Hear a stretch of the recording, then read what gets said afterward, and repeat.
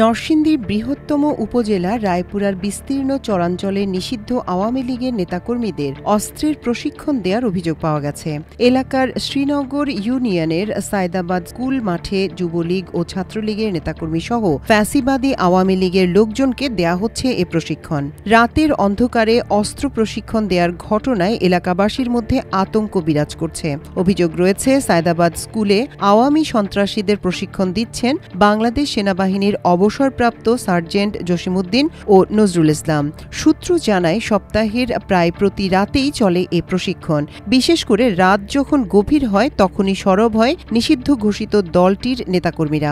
এ সময় গুলি, আগ্নেয়াস্ত্র পরিচালনা ও ককটেলের শব্দে স্থানীয় বাসিন্দারা আতঙ্কিত হয়ে পড়েন। স্থানীয় বাসিন্দারা জানান, প্রশিক্ষণপ্রাপ্ত হয়ে এলাকার বিভিন্ন শ্রেণী পেশার নিরীহ মানুষের বাড়িতে চাঁদাবাজি, জমি দখল ও বাড়িঘর লুটপাটের কারণে সায়দাবাদ গ্রামটি ইতোমধ্যেই সাধারণ মানুষের বসবাসের অযোগ্য হয়ে পড়েছে। নতুন করে অস্ত্রের প্রশিক্ষণের কারণে তাদের মনে সন্দেহ দানা বাঁধছে। খোঁজ নিয়ে জানা গেছে, এ চরাঞ্চলে সংঘর্ষ টিকিয়ে রাখতে গোপনে বিভিন্ন স্থানে চলে অস্ত্র চালানোর প্রশিক্ষণ। আধিপত্য বিস্তার নিয়ে হানিফ মাস্টার ও এরশাদ নামে দুই ব্যক্তি কিছুদিন পরপর এ এলাকায় সংঘর্ষে জড়িয়ে পড়েন। পাশাপাশি হানিফ মাস্টারের ছায়াতলে থেকে রায়পুরার চরাঞ্চল শ্রীনগর ইউনিয়নের আওয়ামী লীগের সাবেক সাধারণ সম্পাদক ও সায়দাবাদ গ্রামের বাসিন্দা শাহ আলম এলাকায় আধিপত্য টিকিয়ে রাখতে ৫ আগস্টের পর নিজ নামে গড়ে তোলেন সন্ত্রাসী বাহিনী। গত বছরের ২২শে আগস্ট এলাকায় আধিপত্য বিস্তার নিয়ে শাহ আলম বাহিনীর হাতে গুলিবিদ্ধ হয়ে নিহত হন প্রতিপক্ষ এরশাদ গ্রুপের এক গৃহবধূ ও নবম শ্রেণীর ছাত্রসহ ৬ জন। সূত্রের দেয়া তথ্যমতে সম্প্রতি বিভিন্ন গণমাধ্যম ও সামাজিক মাধ্যমে ঢাকা দখল সহ নিষিদ্ধ সংগঠন আওয়ামী লীগের ক্ষমতায় আসার খবর প্রচার হতে থাকলে সায়দাবাদ গ্রামে শাহ আলম বাহিনী তৎপরতা বৃদ্ধি পায় বলে স্থানীয় বাসিন্দাদের অভিযোগ। আর এতেই নিয়মিত অস্ত্র হাতে প্রশিক্ষণ নিতে শুরু করে আওয়ামী লীগের নেতা ও শাহ আলম বাহিনীর প্রধান শাহ আলম, যুবলীগের কথিত ডাক্তার জসিমউদ্দিন, ইকবাল, সালাউদ্দিন, যুবলীগের ইউনুস, শিপন, স্বেচ্ছাসেবক লীগের রহিম, সেলিম, হারুন, আরমান, ছাত্রলীগের রনি, মাহফুজ বাবু সহ ৪০-৫০ জন।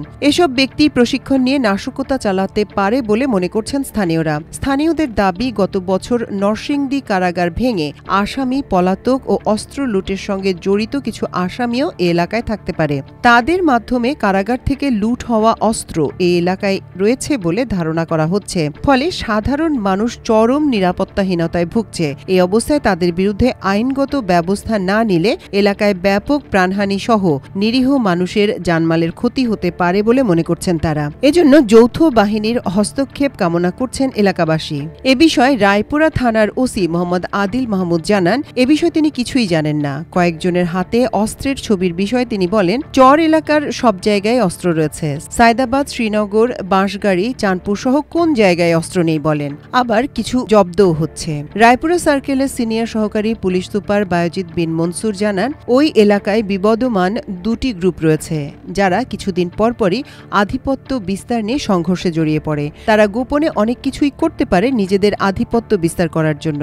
এলাকাটি বিচ্ছিন্ন হওয়ায় ব্যাপক সংখ্যক পুলিশ নিয়ে অভিযান চালাতে হয়। পুলিশ সুপারের নির্দেশক্রমে আমরা সেখানে অভিযান চালাই এবং কিছু অস্ত্র ও আসামি ইতোমধ্যেই গ্রেপ্তার করা হয়েছে। নরসিংদী জেলা পুলিশ সুপার ভারপ্রাপ্ত মোহাম্মদ কলিমুল্লাহ হক জানান, অস্ত্র প্রশিক্ষণের কোনো তথ্য এ পর্যন্ত জানা নেই। আর অস্ত্রের যে ছবি দেওয়া হয়েছে তা ওই স্থানের কিনা তা সঠিক বলা মুশকিল। তবে অস্ত্রধারীরা ওই এলাকার কিনা তা খতিয়ে দেখা হচ্ছে। তারা ওই এলাকার লোক হলে অবশ্যই ব্যবস্থা নেওয়া হবে।